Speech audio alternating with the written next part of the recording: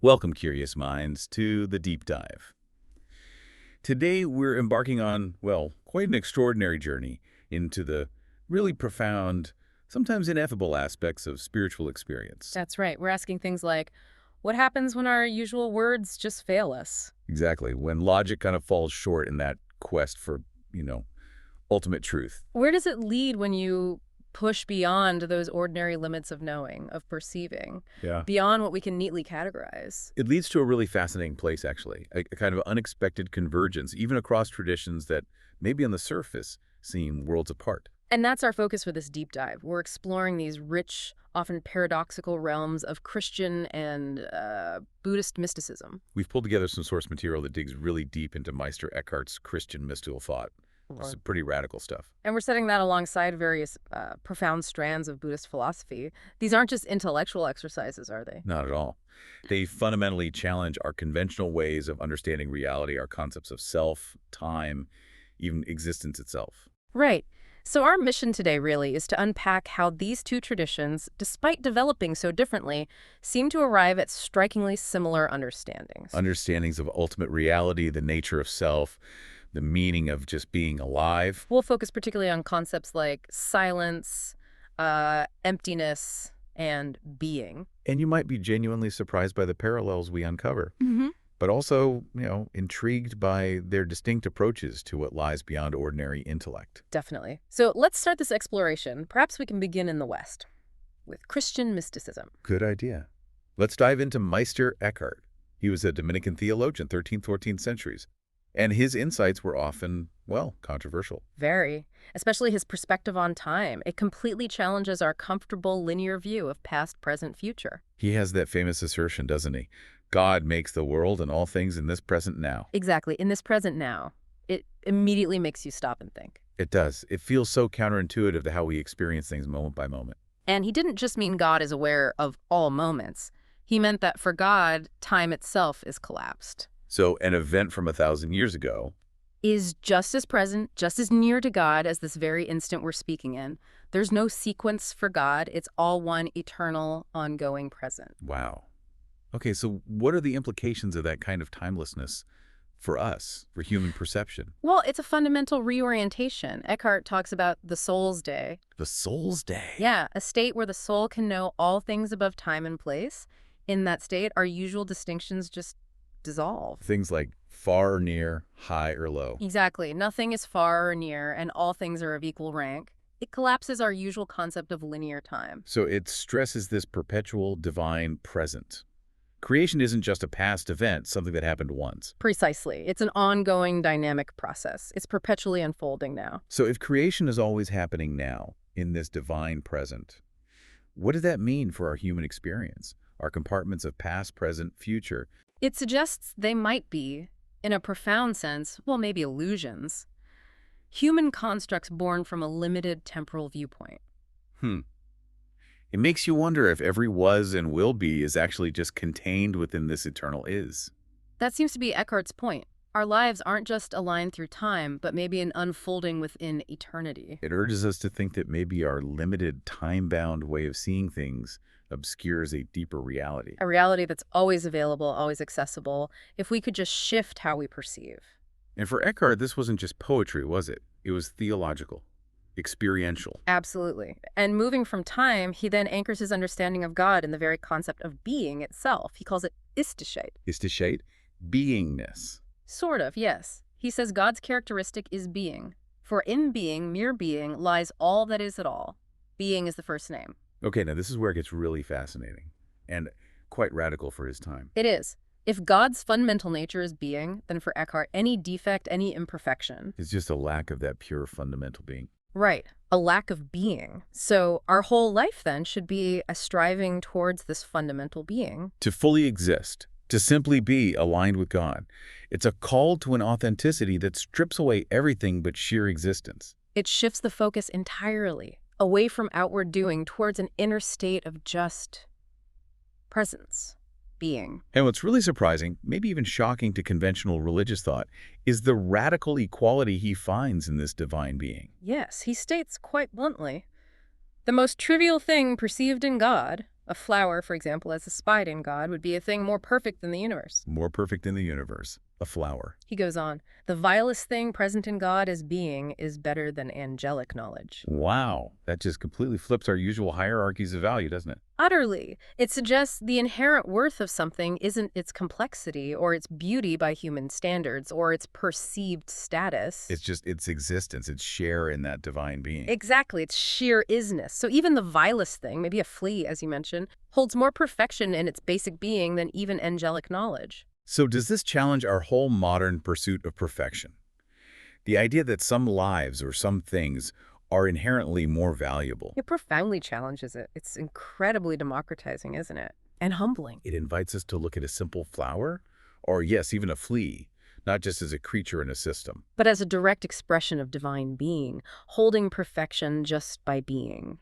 Eckhart believed God felt, pleasure and rapture to discover identity. Yes, because he can always put his whole nature into it, for he is this identity itself. It demands we reevaluate how we categorize and value everything. True value is in existence itself. And building on that, he goes even further into the soul's intimate connection with God, almost an identity. He believed that when God made man, he put into the soul his equal, his active, everlasting masterpiece. His equal. That's strong language. It is. For Eckhart, the soul and God's work aren't just related. They're essentially inseparable, intertwined. He saw God's nature, his being, as somehow dependent on his work within the soul. In a way, yes. And this isn't transactional. It's profound, inherent unity. Eckhart explains God's love for himself inherently includes his love for all creatures. But not as creatures, but as God. Precisely. Implying a deep underlying identity where the divine essence sees itself reflected, actualized in all creation. Which leads to maybe his most radical assertion, the one that really got him into trouble. God's isness is my isness, and neither more nor less. Neither more nor less. And he said that just live on a par with God. Yes, neither deeper nor higher. All their work done by God and God's work by them, it really pushes against that traditional separation of creator and created. You can absolutely see why he was accused of heresy. His ideas were so challenging to the establishment. They really were. The source material suggests this kind of opposition often comes from, well, different psychological approaches to faith. Like extrovert versus introvert. Seeking God externally versus internally. Right, or objective versus subjective understanding. Exoteric versus esoteric paths. Eckhart himself lamented it. He said, "Could you see with my heart, you would understand my words." He was speaking from a place of deep inner experience, wasn't he? Not just intellectual reasoning. Exactly. It was a lived reality for him, which is why he clarified his God is neither transcendental nor pantheistic. That's a crucial distinction. Not entirely separate, but not just identical with nature either. Right. His core idea is that a godlike nature resides deep within each of us, not just a spark, but an essential part of our being. And that's what makes the birth of God's only Son in the soul possible. Yes. God, as creator and love, can never be outside the creatures. He's immanent, the very ground of being for everything, both beyond and within. But Eckhart also distinguished between the inner man and the outer man, suggesting we don't all perceive God identically. Correct. The outer man might see God as separate, up there. The inner man apprehends God as an indwelling reality. Which raises a big question. If God is experienced so intimately, so uniquely inside each person, how can we even talk about it? How can we share that ultimate reality? It really highlights the limits of language, doesn't it? Eckhart's little point in the soul. That's something so closely akin to God that is already one with him and needs never be united to him. Yes. It suggests an inherent unity that just needs to be realized, not achieved. It is. Like an axis around which we and God move.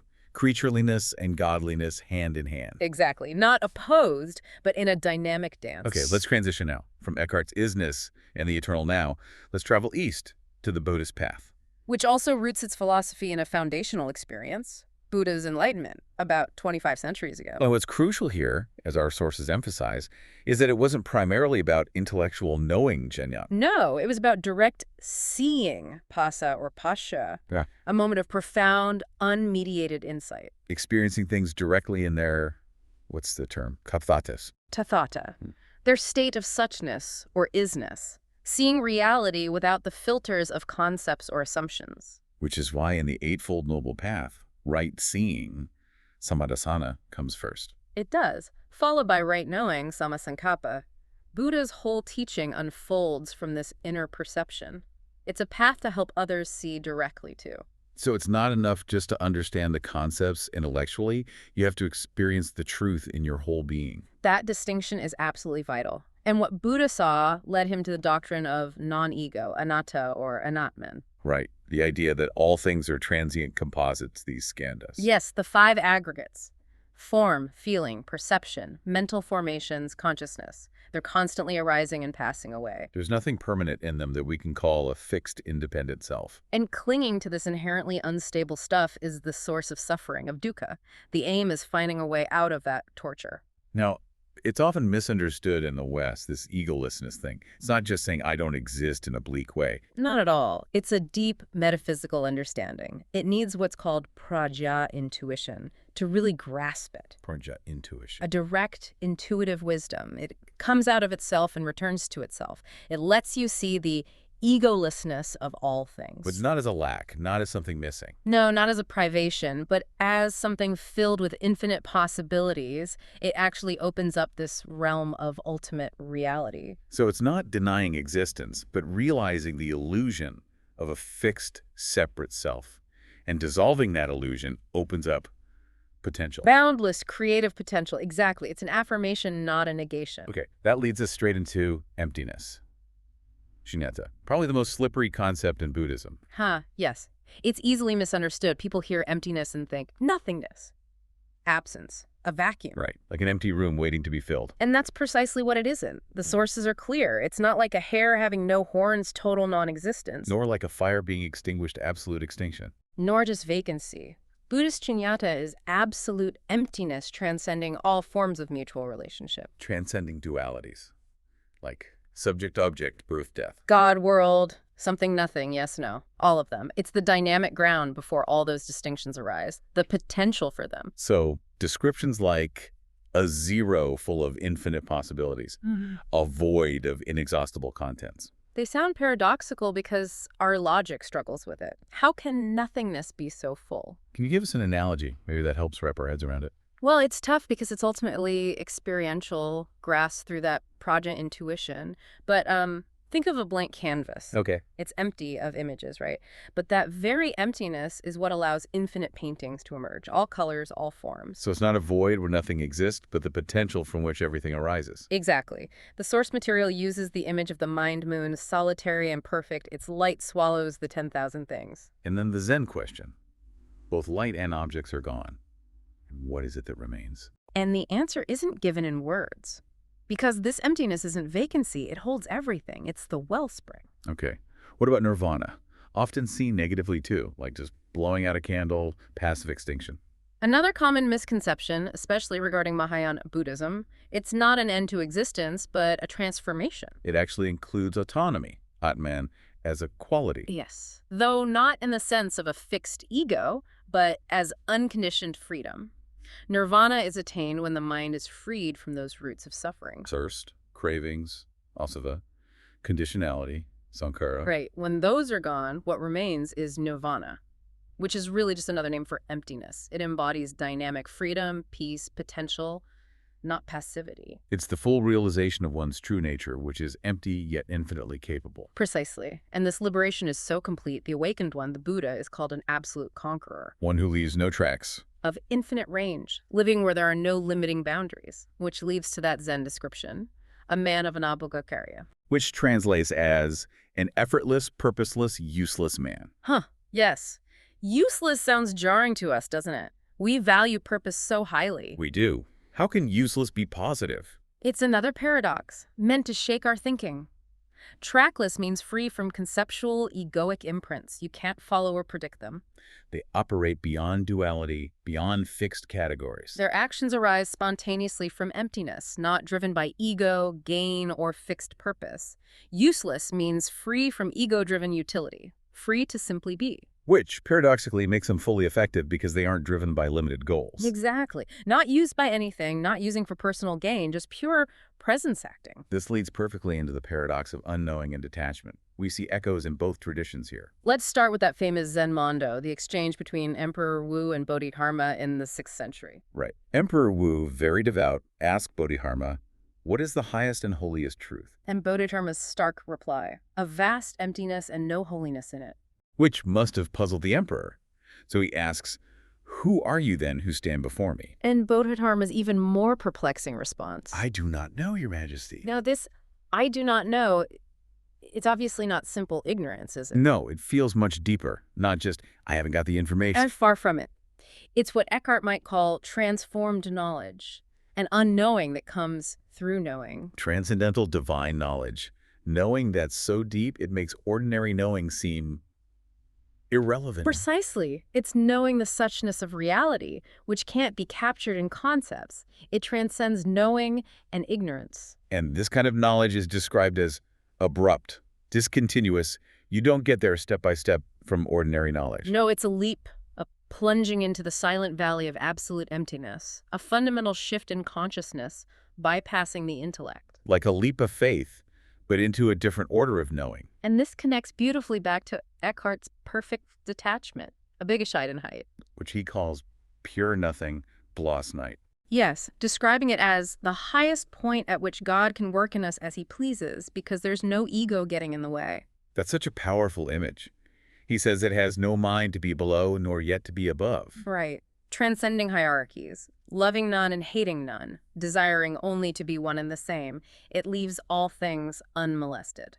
It sounds like ultimate spiritual freedom, just getting out of the way. It is. And a Begescheidenheit, though translated as detachment or disinterest, is deeper. It parallels Sanskrit terms like anabhinavesa or asanga. Meaning not attached, not clinging to. Yes.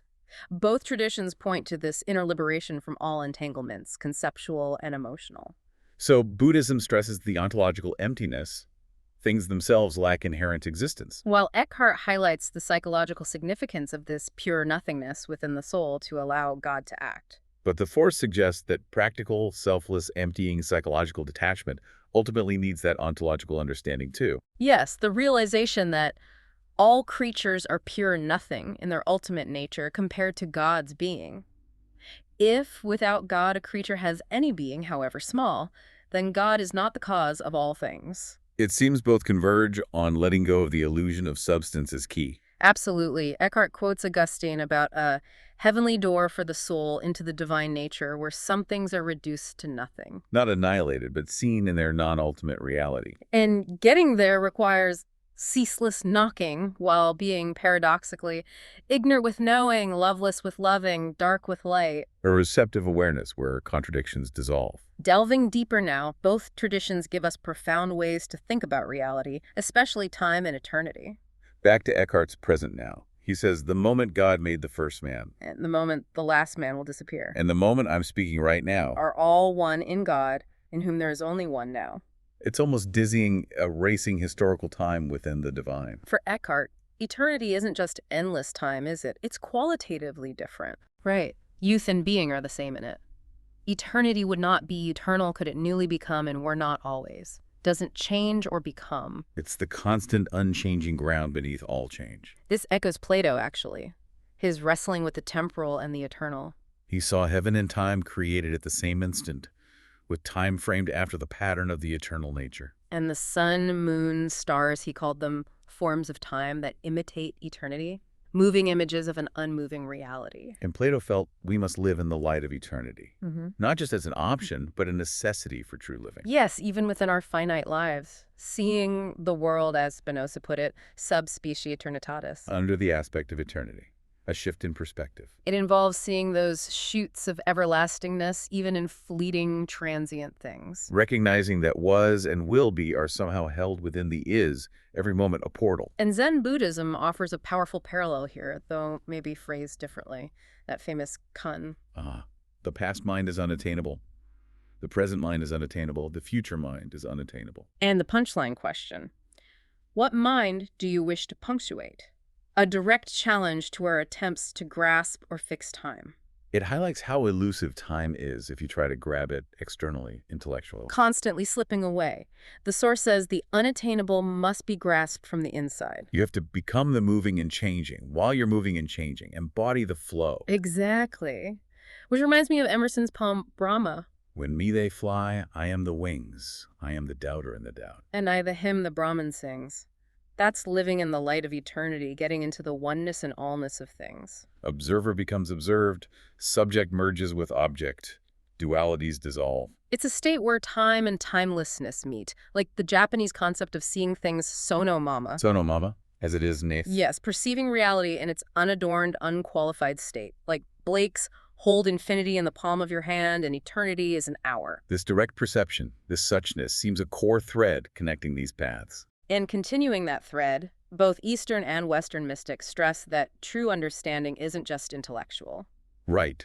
Knowledge, unless it is accompanied by a personal experience, is superficial. You have to know it from within. It's fundamental. True philosophy, like Buddha's own path, comes from experiencing truth in your whole being. Not just holding theories in your mind. It has to transform you. Which is why systems of thought that lack that experiential depth often feel, well, dry.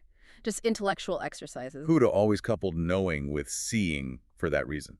Knowledge needs depth. We see this contrast really clearly in Eastern and Western approaches to art and nature. Oriental art, Chinese and Japanese painting, emphasizes depicting spirit, not form. The idea being, if the artist truly gets the spirit of the thing, the form emerges almost by itself. The artist has to get into the spirit of an object, to become it, like Mokai becoming the hibiscus he painted. Exactly, a profound identification, not just observation from outside. And the discipline for that is intense, purifying the mind of subjectivity. Yes, keeping the mind in unison with emptiness, or suchness, letting the object make its own picture through the artist. Whereas Western art often starts with form, right? Trying to reach the spirit through mastering representation. Like Matisse looking at objects for weeks until their spirit moved him, which he then captured through bold form and color. It's a striking difference. Absorption versus mastery.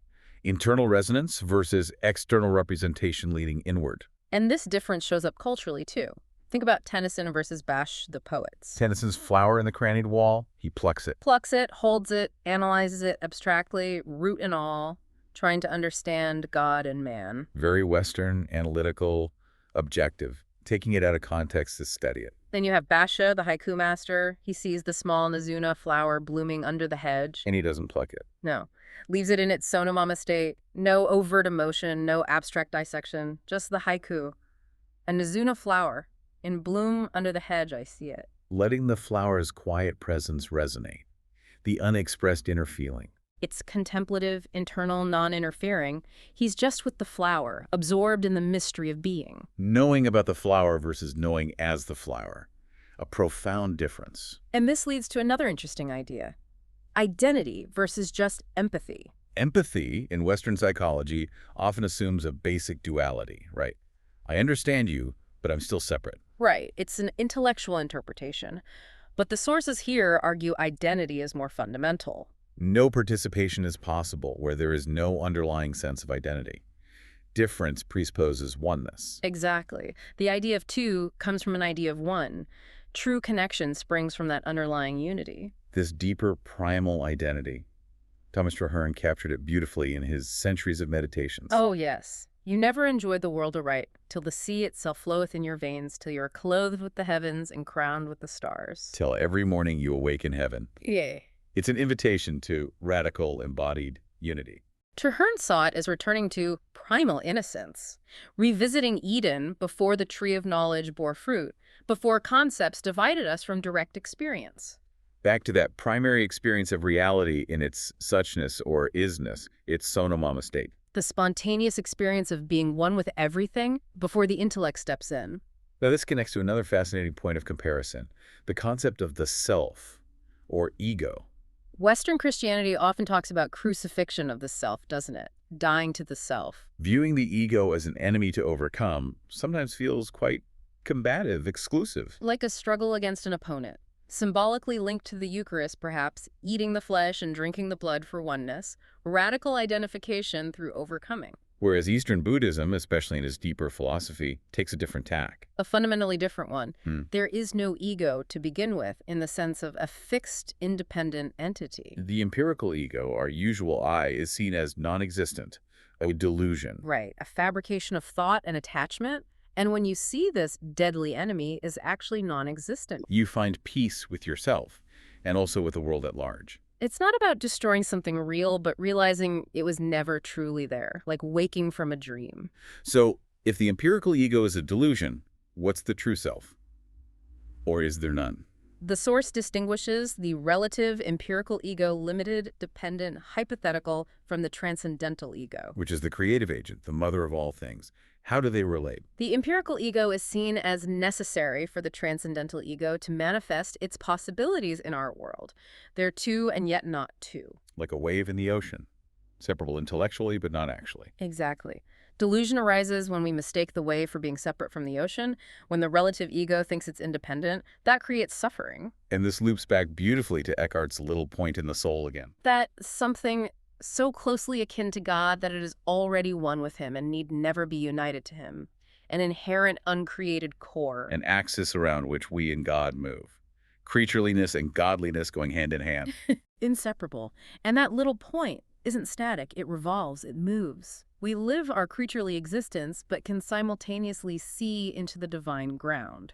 So true freedom transcends rigid terms like attachment or detachment. It's about a dynamic interplay, a fluid dance.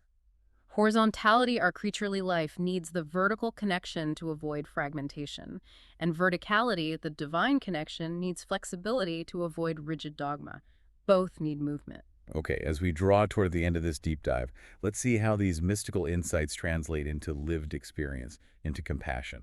A key concept here is the evolution of tina, craving or thirst in Buddhist thought. In early Buddhism, it was seen purely negatively, right? The root of suffering, needing total destruction. Yes, eradication was the goal, to escape the cycle of suffering. But later views, particularly in Mahayana, evolved. They realized kain isn't just bad. Right, it's fundamental to human nature, even to existence itself. Destroying it completely would be like, well, suicide, annihilating the life impulse. So instead, the idea became that tina needs to turn to itself, to purify itself. Not through suppression, but through prajna, that transcendental knowledge or wisdom. And this purification transforms ego-centered craving Into mahakaran, absolute compassion, the very essence of Buddhahood. So it's not elimination, but radical transformation of the life force into boundless love. Exactly. And this transformative view also applies to transmigration or reincarnation. Beyond the literal idea of souls hopping bodies based on karma. The sources suggest something more immediate.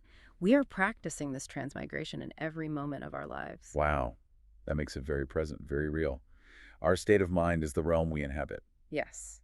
Anger puts us in an asura realm, joy in a heavenly one, restlessness in a hungry ghost realm. The whole universe depicts itself in human consciousness. Transmigration is an internal, moment-to-moment reality. And tina is seen as the principle of individuation itself, the force driving the universe to manifest diversity. It's what makes God's let there be light possible. Our ability to appreciate a flower, a bird, comes from a shared tua. Pulsating in unison. One tua, infinitely diversified, expresses itself, making up our world, the universal craving to be, to manifest. This brings us to a wonderful concrete example. Saichi, the simple Japanese geta-maker from the 19th century. His journals are remarkable. They show this profound, accessible mysticism rooted in daily life, specifically through chanting Namu Amida Butsu. I take refuge in Amida Buddha. And for Saichi, this chant wasn't just words. It was the experiential oneness of Ki, the human energy, and Fu, the divine, the universal dharma. Through the chant, he felt his cravings removed, his heart turned into Buddhahood. And that profound paradoxical identity he experienced. When I worship thee, O Buddha, this is a Buddha worshiping another Buddha. Amazing, isn't it? And he adds, "It is thou who makest this fact known to me," a true sense of divine indwelling. Oyasama, Amida, becomes Saichi. Saichi becomes Amida. Their pure land isn't far away. It's this world, seen truly. And his journey shows him overcoming dualities through living it. He realized wretchedness is the Namu Amida Butsu. His suffering itself was the manifestation of the chant, transforming it. He felt death has been snatched away by the chant, his mortal heart becoming immortal, leading him to say, with such simplicity, Nothing's the matter with me. To have nothing the matter is the Namu Amida Butsu. that journey through wretchedness to Buddhahood, not by rejecting the wretchedness, but embracing it, that's not psychosis. No, it feels like a deeper sanity, holding that ambivalence, as the Source calls it, holding something core that transcends belief. Like Eckhart said, the enlightened know where others merely believe. Saichi knew it in his heart. And that line, capturing his practice, it is the Nembutsu that makes you say it, and you are taken to the Pure Land. It shows the dynamic nature of practice. It's not just a tool, it is the awakening. Human effort and divine grace all in one. The act is the experience. Well, we've certainly journeyed through some intricate landscapes today. Christian and Buddhist mysticism, finding these deep convergences. We really have. From Eckhart's isness and eternal now to Bodhidharma's vast emptiness, all pointing towards a reality beyond our usual grasp. Seeing how detachment, Abhishaidenheit, or Śūnyatā, can paradoxically mean profound unity. And how eternity isn't somewhere else, but right here, in the present moment, in that Sonomama state of being. From deep philosophy to a simple haiku or Saichi's chant, the quest seems to lead to paradox, doesn't it? A knowing beyond knowledge, a fullness in emptiness, a self found in no self. So what does this all mean for you, listening? For your own life, your search for meaning?